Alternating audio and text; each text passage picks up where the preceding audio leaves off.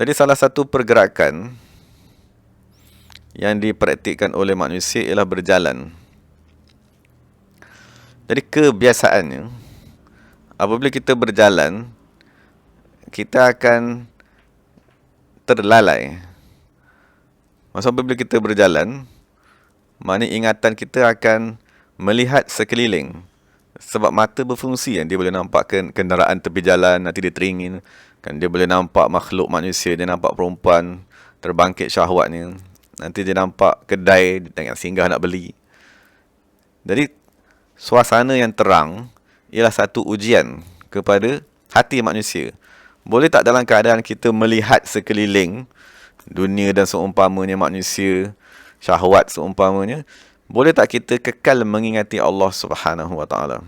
Jadi itu ialah amat susah. Jadi salah satu cara yang Nabi SAW ajar kepada kita, berjalanlah di dalam gelap. Apabila kita berjalan di dalam gelap, maksud kita berlatih mengingati Allah dalam keadaan berjalan.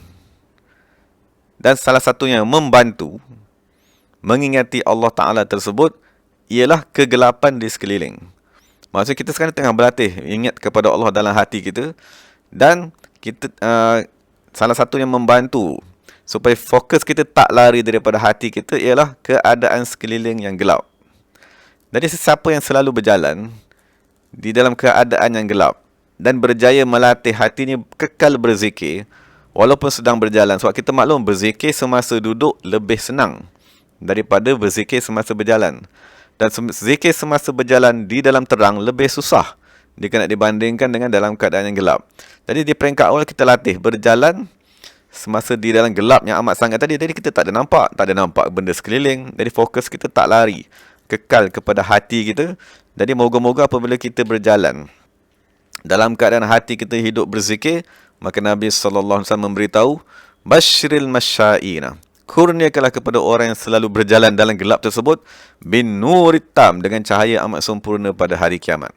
Sebab dia berusaha dalam keadaan gelap tersebut untuk menghidupkan hatinya berzikir, dan berzikir mengingati Allah tadi ialah nur, cahaya yang paling sempurna pada hari kiamat.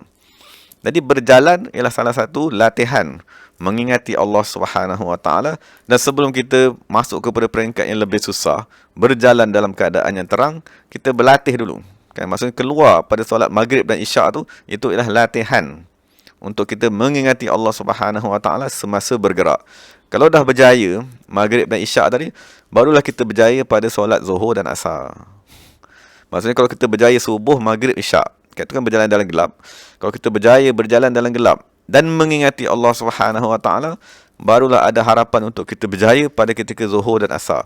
Sebab zuhur dan asar tu ialah latihan bercampur dengan manusia, bergaul dengan manusia, berjalan melihat manusia dalam keadaan kita berlatih mengingatkan hati kepada Allah Subhanahu Wa Taala.